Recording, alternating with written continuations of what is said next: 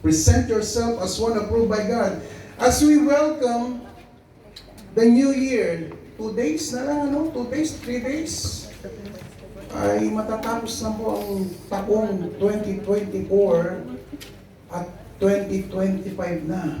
Tayo po ay magpuri at magpasalamat sa ating Panginoon sa kanyang kabutihan at sa kanyang pagpapala sa buhay natin. Amen po? Amen. Pakabuti ng ating Diyos. Now, I have a very important question for all of us. Ngayong malapit ng matapos ang taong 2024, ilang araw na lang? 2 days. 2 days. Amen po. Sige, pag-usapan niya. Including 3 days. O mamaya, yun ang pag-usapan. Matatapos na po ang 2024. At kung i-inventaryohin natin ang ating buhay o sarili sa harapan ng Diyos, ito po ang katanungan. Listen, ito po ang katanungan mga kapatid. What have you done for the Lord? Namnamili po itong question na ito. Itong katanungan na ito sa buhay natin. What have you done for the Lord this year of 2024? And or let's put it this way. May nagawa ba ako sa Diyos sa aking buhay? Ano ba ang nagawa ko sa aking buhay para sa Diyos? Diyan po tayo magbabase sa katanungan na yan. The Bible says in 2 Timothy chapter 2 verse 15, please, signifies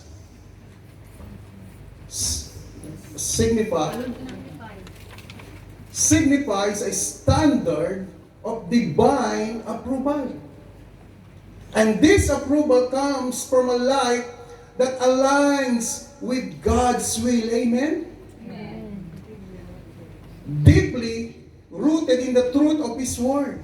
And Paul emphasizes the importance of being a workman o manggagawa na walang ikinahihiya o hindi nahihiya sa paggawa ng kalooban ng ating Panginoon. Amen po? Amen.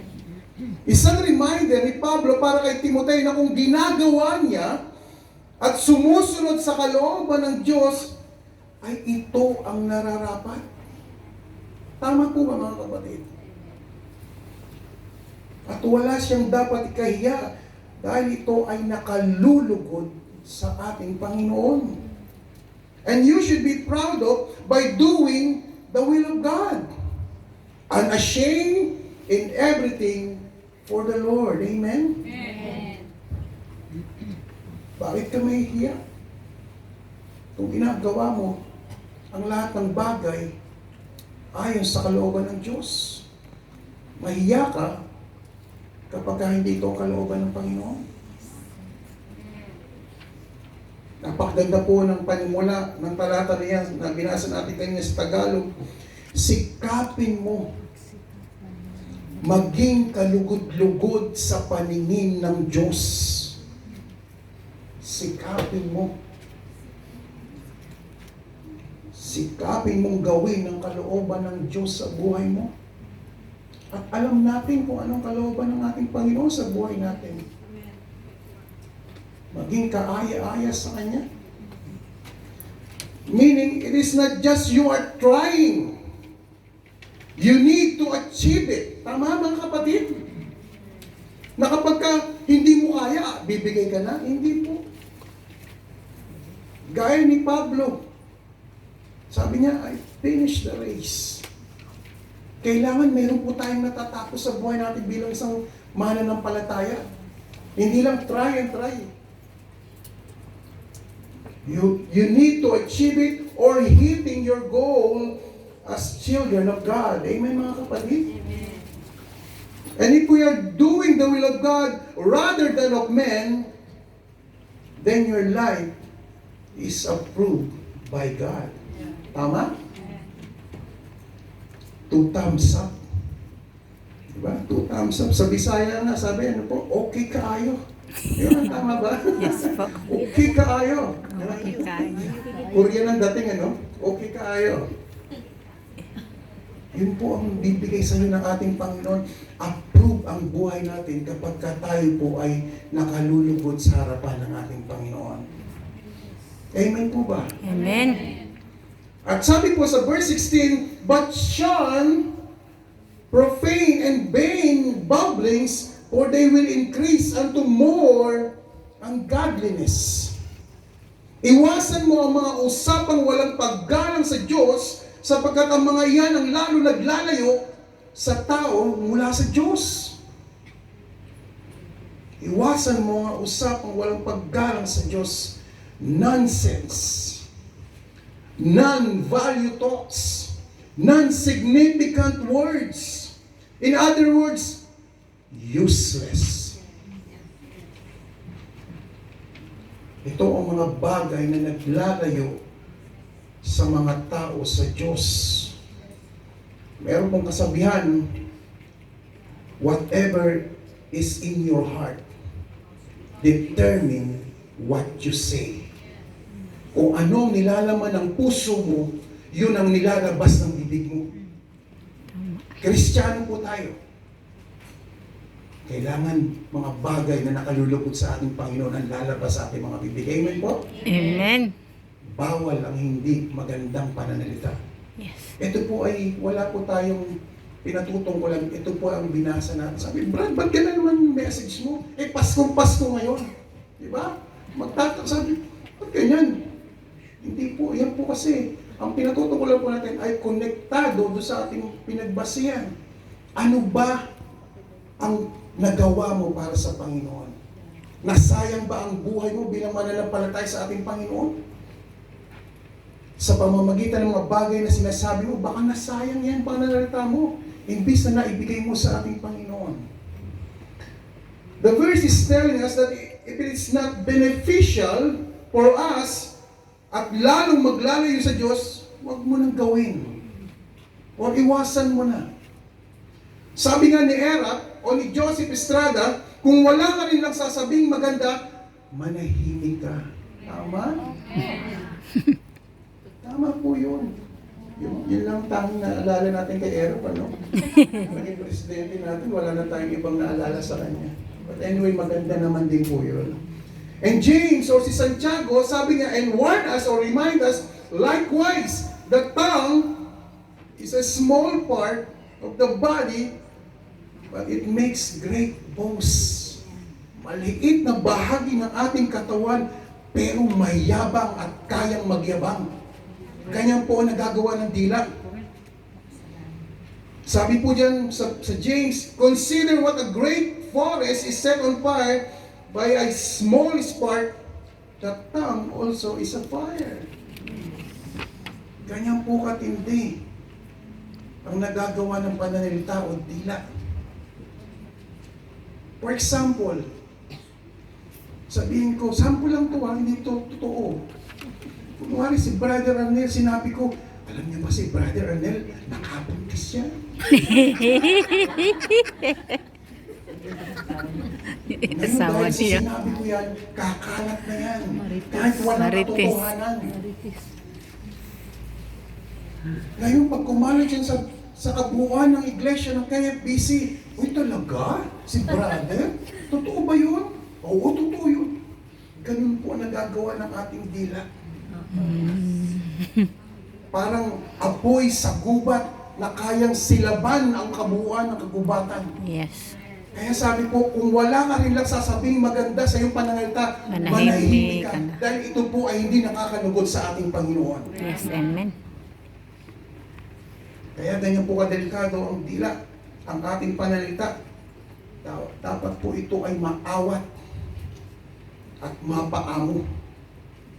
Dahil ito po ay nagpapahama sa iyo at naglalayo sa iyo sa Diyos. Amen po? Amen. Kaya po bilang mga Kristiyano, ay pinag-iingat po tayo or mag-ingat tayo sa ating mga pananalita. Mga salita na lumalabas sa ating bibig na nawawala ng iyong paggalang sa ating Diyos. At higit sa lahat sa pagiging isang Kristiyano. Amen? And how these people recognize you or know you that you are a child of God if your words are the same like them. Anong pagbabasihan nila? Kung ang salita mo ay kapareho rin naman pala nila. Tama mga kapatid? Ganyan din pala siya magsalita. Kala ko ba Kristiyano yan? Remember mga kapatid that people are watching us. Meron din naman kantang God is watching us. Mas matindi po yun. But here, people are watching us. Inoobserbahan nila tayo. Tama mga kapatid? Kaya po sabi sa talata ng ating binasa, huwag mo nang gawin. Iwasan mo. And if not, ang buhay mo, ang buhay natin ay hindi aprobado sa ating Diyos. Now, let's dig deeper on how God will be pleased in our lives and to be approved by Him. Again, sinabi ko sa inyo kanina, next week will be another year. Another year to face and another year to live. Tatanda na naman tayo, Mare. Yes. Mari. Mari. Number one, did we seek Him? Again, did we seek Him first in our lives this year? Kanina sinabi ni Nanay, Matthew 6, chapter 6, verse 33. Kabisado na natin yan. Yes, we heard this verse a lot of times. We read it many times. We quote it a lot of times. We are inspired of this verse many times. But the big question is, have we done it? Hinanap mo ba ng una ang ating Panginoon sa buhay mo?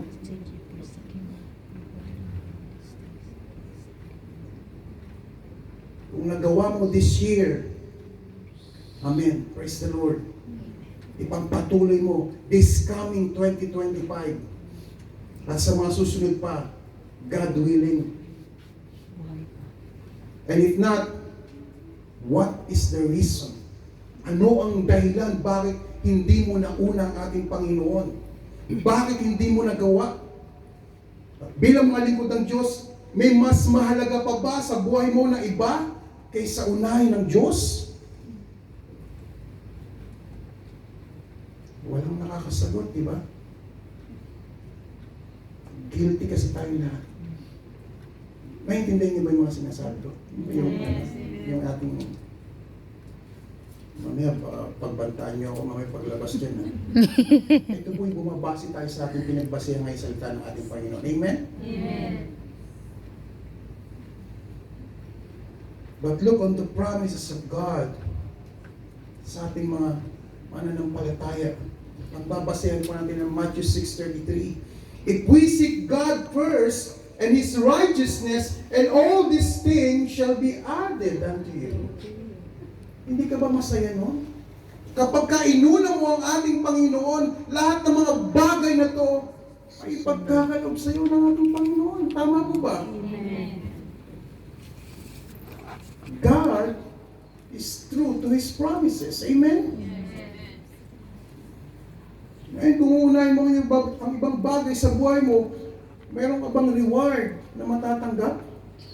Hindi mo na inuna ang Diyos? Umaasa ka pa na pagpapalain ka ng ating Panginoon? O didinggin ka niya sa iyong panalangin?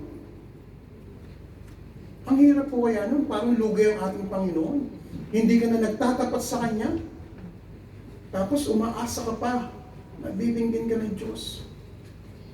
Kapag katapat ka na nagsisilbi at naglilingkod sa ating Panginoon, pagpapalay ka at umasa ka, nagdidinggin ang iyong dalangin. Amen? Amen.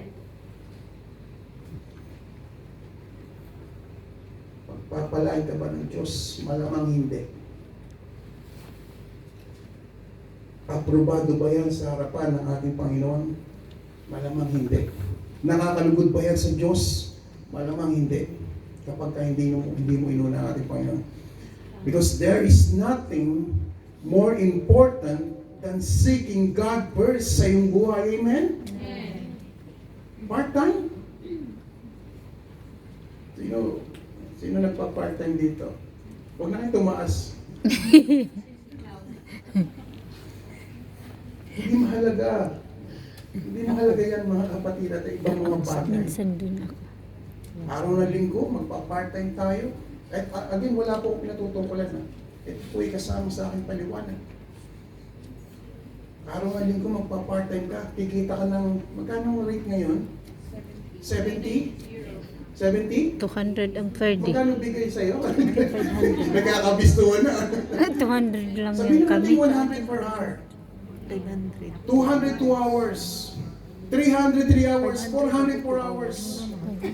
Oo, meron kang salapi na hawak. 200 Pero lang ano ang kami. mismo? Ang pagpapala ng Diyos mula sa kanyang mga salita.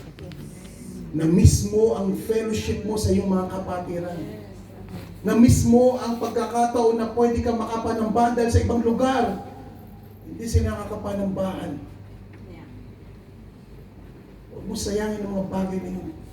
Bagkus sinabi ng ating Panginoon, kung uunahin mo siya, ikaw ay pagkakalooban niya ng mga bagay na pangangailangan mo. Bakit ka natatakot? Bakit ka natatakot sa buhay mo na kasi wala ka nito? Again, sinabi ko sa inyo, tunay ang Diyos sa nangako. Kung ikaw ay magiging tapat sa Kanya, ipagkakaloob niya ang iyong pangangailangan ayon sa Kanyang kalooban. Ang mahirap nito, nagpapatay ka na, may sakit ka pa. Di ba? Inuubo ka na, masakit na likod mo. And then saan mapupunta yung kinita mo? Gamot. Sa gamot pa rin. May tama ka. Di ba? Kaya sabi ko po sa inyo mga kapatid, if we seek Him, if we seek God and His righteousness, and all these things shall be added unto you. Seek Him first, mga kapatid. Dahil alam ng Diyos ang pangangailangan natin sa buhay. Amen. Alam ng Diyos na kailangan natin ng pera. Ako rin. Kailangan ko rin ng pera. Tayo lahat. Pero huwag tayo mag-part-time. Amen?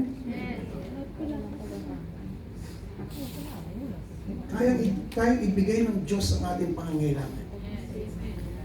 Every Sunday, kailangan nandito tayo. Hindi by force. Because of love sa ating Panginoon. Ngayon po tapos na ang worship service. Huwag naman. Huwag muna. Meron pang ibang gawain. Ibuhos natin ang ating pagkakataon, ang ating buhay, ang buong isang araw para lamang sa ating Panginoon. Amen?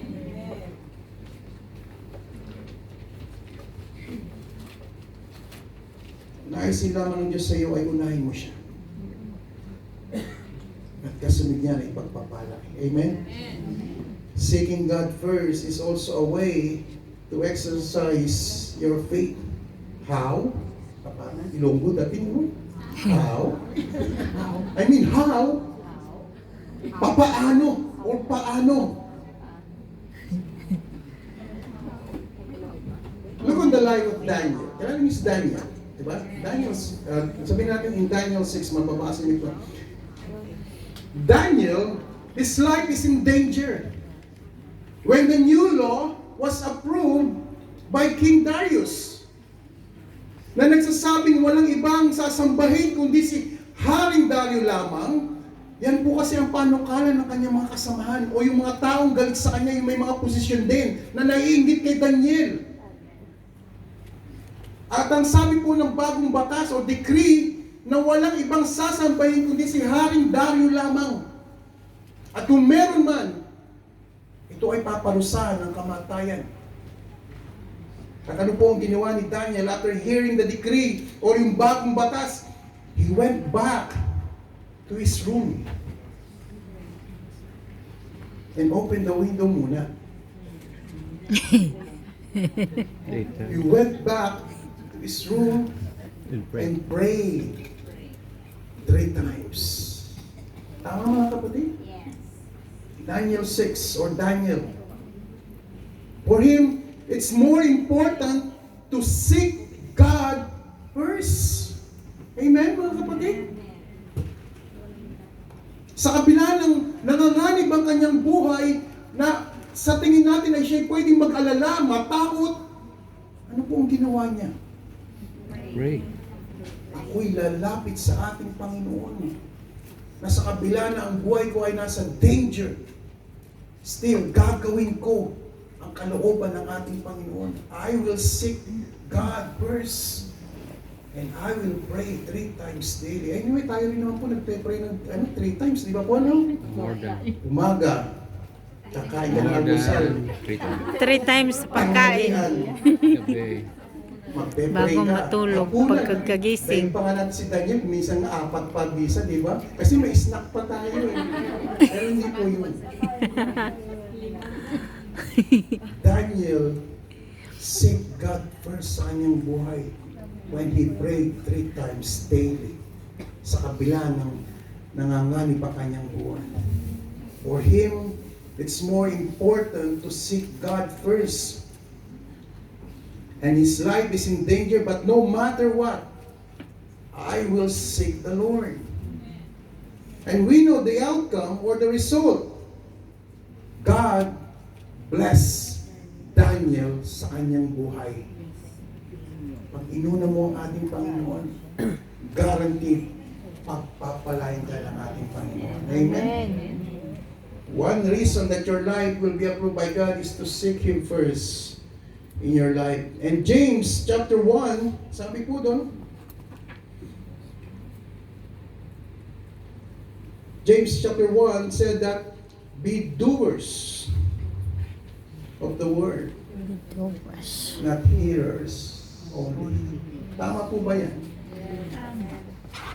Huwag mo lang pinakikinggan ang salita ng Panginoon. Huwag mo lamang binabasa ang salita ng ating Panginoon, kundi bigyan mo ng aksyon at pagkilos ang salita ng ating Panginoon. Tama po ba?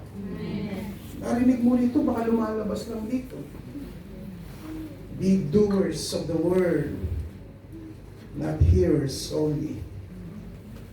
Lastly, Leslie. tayo matapos.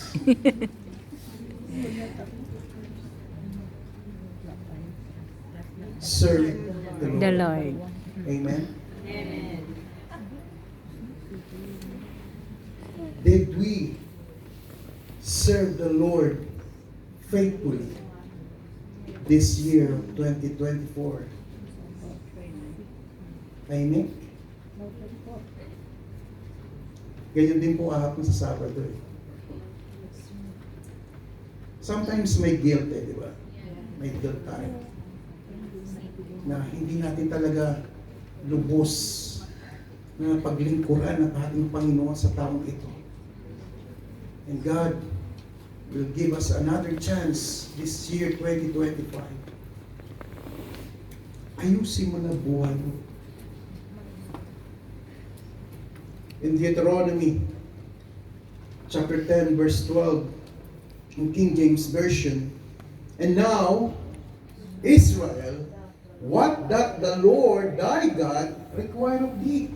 Ano ba ang hinahanap ng ating Diyos?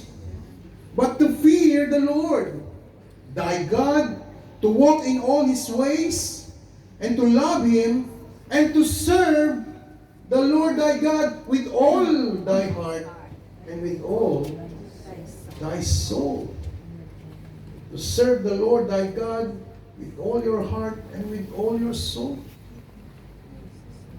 Meaning, a total commitment in serving the Lord. Amen mga kapatid? No partiality, no installment. Sabi nga sa mga Chinese, pagka bumibili tayo ng mga gulay o naman, no hap-hap. Ano po ibig sabihin ng no hap-hap? Puro yatkan lang ng yatkan, walang kalahati. Oo. Yan po lagi marinig natin. No hap-hap. Ibig sabihin, walang kalahating kilo. Yeah. Puro yatkan. Yan kan 1 kilo. Ganon din po sa ating Panginoon. Kapag ka tayo po ay naglilingkod sa ating Panginoon, hindi dapat kalahati lang ng ating buhay. Hindi 50% ng ating buhay, hindi 70% ng ating buhay, kabuuan ng ating buhay. Amen po? Amen. And we have to give our best in serving God. Ito po yung sinabi ni Moses sa mga taga-Israelita dahil ang titigas na po ng ulo ng mga Israelita.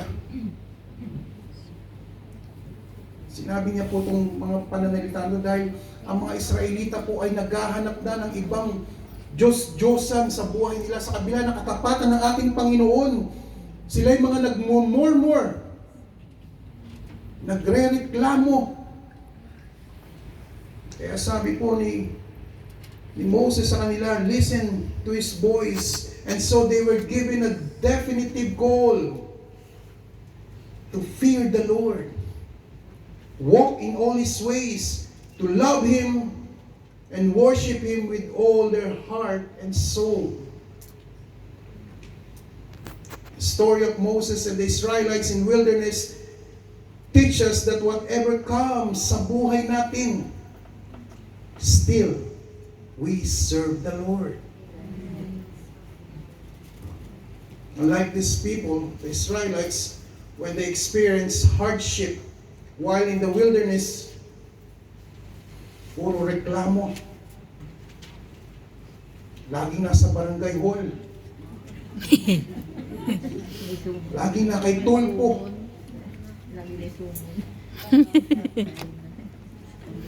They turn their back on the Lord. They have rebellious heart. Minsan, ang buhay natin ganito. Kapag hindi tayo nasasagot kagad ng ating Panginoon, nasa tingin natin ay parang lugi tayo. Minsan tinatamad na tayong maglingkod sa ating Panginoon. And the worst of all, itong mga Israelita, they worship other gods. That's why Moses spoke to them and said, fear the Lord.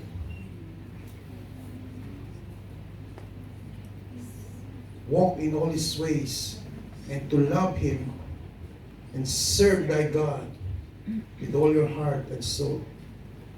We don't just serve the Lord kasi we receive blessing. Di ba?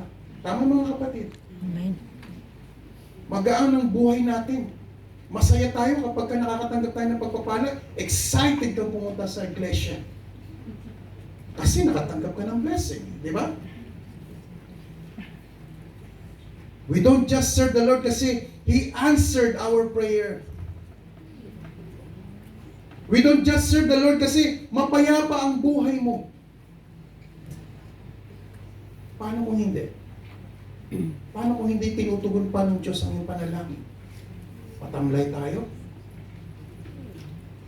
Wala na tayo sa mood? But listen to this mga kapatid. In any circumstances, any condition, any situation na ating buhay, we have to serve the Lord. Amen. Wholeheartedly. Amen? Amen. Ikaw kapatid, masaya ka ba na naglilingkod ka sa ating Panginoon? Amen? Amen. Dapat maging masaya tayo na naglilingkod sa ating Panginoon.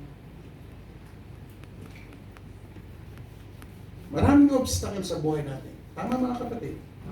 Maraming obstacle na pwedeng humadlang sa ating paglilingkod sa Diyos. But do not let these things overcome your life. Wala kang pamasahe para makapunta rito? From Yunlong, pwede naman maglakad, di ba? Ako, naglalakad ako Bawal kasi may minsan. tunnel, di ba pala? Tumawag ka sa iyong mga kapatiran. Hindi ka hihindihan niya. Anong number ng Alipay mo? O, di ba? Ito na yung octopus ko sa'yo na. Pakiloadan na lang.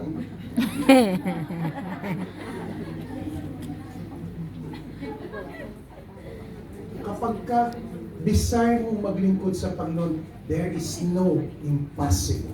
Amen. Tama? Lahat posible. eh kung plan. Tama mga kapatid? Kung naisin mo makarating, makapunta, makapag-fellowship dito sa ating iglesia, huwag kang mag-alala, gagawa ng kaparaanan ng ating Panginoon. Amen. Maraming obstacle ang buhay natin. Pero huwag mo hayaan na humadlang ang mga obstacle na to para hindi ka makapaglingkod sa ating Panginoon.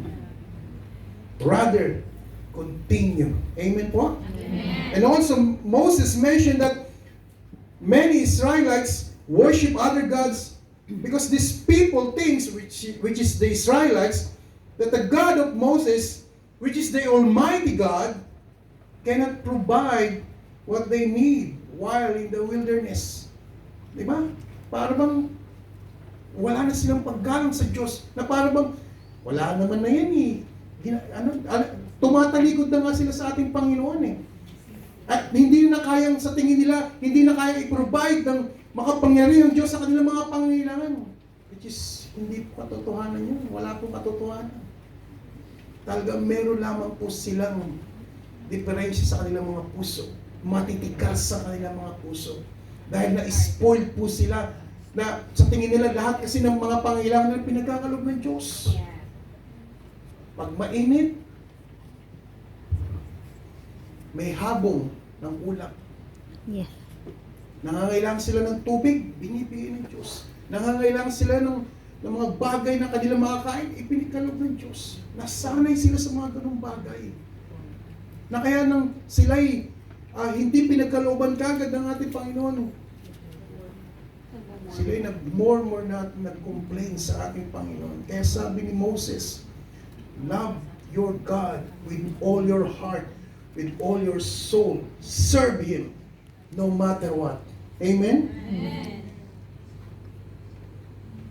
Sa buhay natin, hindi natin namamalayan, we already turn our back and idolizing other things sa buhay natin. Hindi natin namamalayan yun.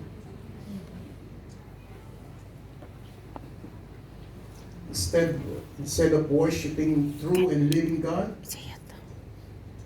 napaganda po ng sinabi ni Joshua, malapit na po tayo matapos sa aking introduction. Introduction pa pala yun. Napaganda po ng sinabi ni Joshua. So Joshua chapter 24, and this verse is very familiar sa inyo. Sabi niya, sige, sumumpa kayo sa inyong Diyos na gusto nyo. Sambahin nyo ang mga Diyos na yan. But as for me and my house, we will serve the Lord. Amen? Bahala kayo dyan. Pag ako, kasama ng aking pamilya, mga mahal sa buhay, sasamba kami sa tunay na Diyos. Yun po ang naisin ng ating Panginoon. Wala tayong ibang sasambay sa buhay natin, kundi ang tunay na Diyos at buhay na Diyos. Amen? Amen. Prioritize God in your life, and God will also prioritize you. Ayaw niyo ba nun? Amen dun. And our God is a jealous God, but in a nice way. Tama mga kapatid? Ayaw ng ating Diyos na may kahati. Ayaw ng Diyos na mabaling ang buhay natin sa ibang bagay. Ayaw ng Diyos na kalahati lang o hindi sapat ang panahon ay binibigay mo sa Kanya. Ang nais ng Diyos ay buong-buo mong ibibigay ang buhay mo sa Kanya. Ang nais ng Diyos ay tunay mo siyang paglingkuran. And God wants us to serve Him with our whole heart and with all our soul. Our dedication, our commitment, our time, and serve Him faithfully. Amen po? Amen. And listen mga kapatid, and the approval of God will be given to you. The next is blessing. Amen? Yes. Blessing from God. Ang ating pong goal o layunin sa buhay natin, bilang mga lingkod ng Diyos ay maging isang mabangong samyo sa harapan ng ating Panginoon. A sweet aroma. Ikaw po ay mabangong samyo kapag ikaw po ay sumusunod sa kalooban ng ating Panginoon. Nagkagalak po at natutuwa ang ating Diyos sa buhay mo. Again, sabi nga, okay kaayo. Okay, kaya. Talaga, Koreano dati nga. Bisaya. Gawin mo kapatid, na this coming year, 2025, is another chance given by God na gawin mong sweet aroma o mabangong samyo ang iyong buhay sa harapan ng ating Panginoon. Amen? Amen. Napakasarap po sa pandinig na ikaw ay masabihan.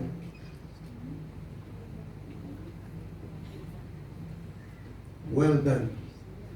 Good and faithful servant. Well done, good and faithful servant. Enter into the joy of your master. Napakasarap po masabihan yan. Di ba mga kapatid?